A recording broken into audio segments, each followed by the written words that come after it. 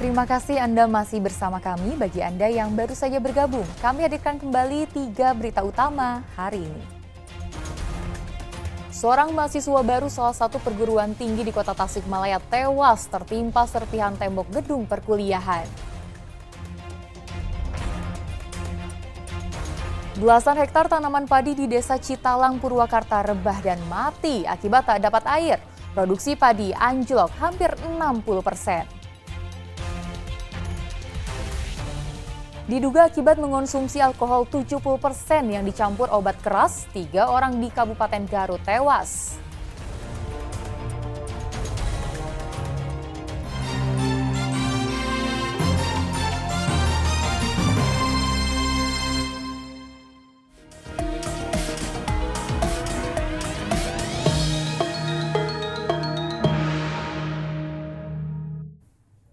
KPUD Kabupaten Ciamis terpaksa memperpanjang masa pendaftaran calon pilkada karena hanya ada 1 calon peserta. Kemungkinan hanya ada 1 calon karena semua partai politik parlemen sudah tergabung dalam satu koalisi. KPUD Ciamis telah memperpanjang waktu pendaftaran bakal calon bupati dan wakil bupati pada pemilu kada 2024 karena hingga saat ini baru 1 pasangan calon yang mendaftar.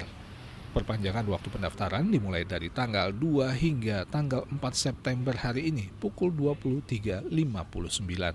Namun sampai Senin sore belum ada partai politik baik parpol parlemen maupun non-parlemen yang menghubungi untuk mendaftarkan bakal pasangan calon bupati dan wakil bupati ke KPU.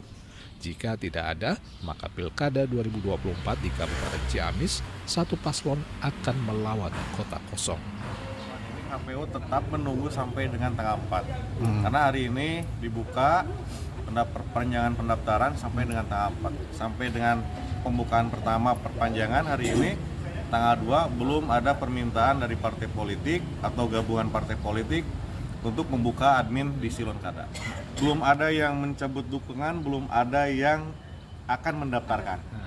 Kalau seperti itu berarti hampir bisa dipastikan Ciamis kota kosong. Kita tunggu saja sampai tanggal 4. Oke. Ya, 2359. Oke.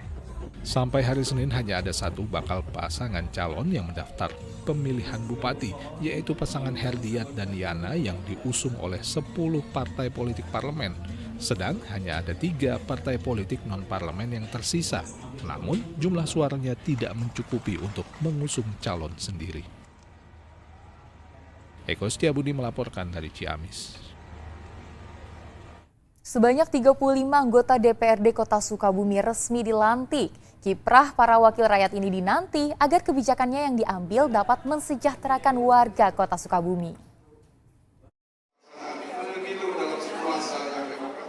Usai mengambil sumpah jabatan Senin lalu, sebanyak 35 Dewan Perwakilan Rakyat Kota Sukabumi resmi menjabat sebagai anggota DPRD Kota Sukabumi masa bakti 2024-2029.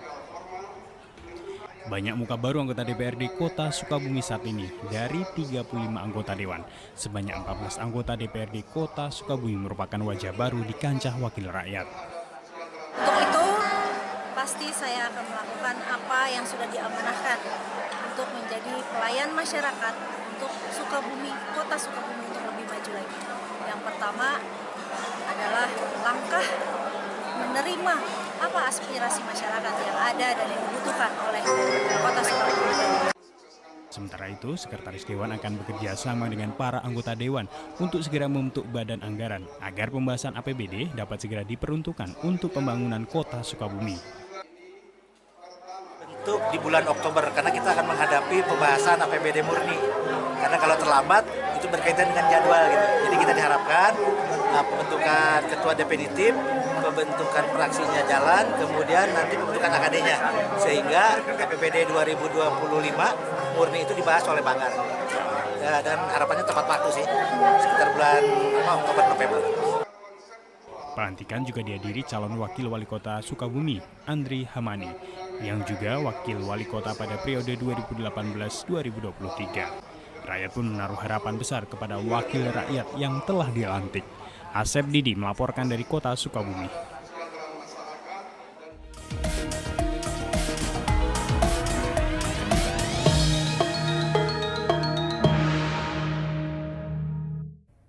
Akibat kekurangan air, belasan hektar tanaman padi di Kabupaten Purwakarta mengalami rebah dan mulai mati.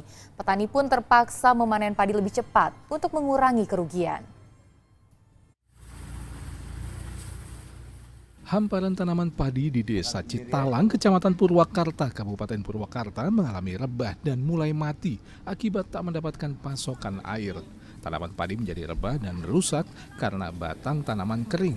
Padahal masa panen sebenarnya hanya tinggal menunggu hari. Untuk mencegah kerugian lebih besar, petani terpaksa melakukan panen lebih awal. Panen dini dilakukan setidaknya agar ada gabah yang masih bisa terselamatkan, meskipun hasilnya sangat minim.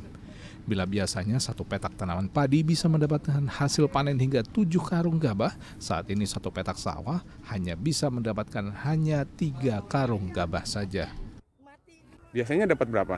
Ini dapat 7 karung. Biasanya? Ya. Kalau sekarang? Cuma 3 karung sepotong.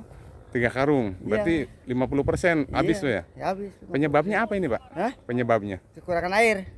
Kemarau? Iya. Sebab kekurangan air gitu. Berapa lama kekurangan airnya Pak itu Pak? Ya sewaktu mau itu aja mau tumbuh itu, mau biji padinya gitu. Ini juga belum waktunya dipanen Ya Pak? belum. Belum waktunya, sekitar semingguan lagi udah dipanen karena roboh semua gitu. Kekurangan air ya? Iya, kekurangan air gitu. Jadi rugi Pak? Iya lumayan dah. Kalau ngitung rugi mah ya rugi banget gitu. Rugi banget. Iya. Ini daripada nanti mati semua terpaksa dipanen? Iya, iya gitu. Daripada angus semua, ini yang dipanen. Petani mengaku tak bisa mengairi tanaman padi mereka akibat musim kemarau yang melanda. Di Desa Citalang, area tanaman padi usia tua yang kering mencapai belasan hektar. Petani mendesak pemerintah untuk membantu mereka dengan menyediakan pasokan air agar tidak selalu merugi di musim kemarau. Zainal Arifin melaporkan dari Purwakarta. Harga sayuran di Pasar Manis Ciamis mulai turun, namun harga cabai dan kentang stabil tinggi. Bahkan jengkol naik lebih mahal dari daging ayam.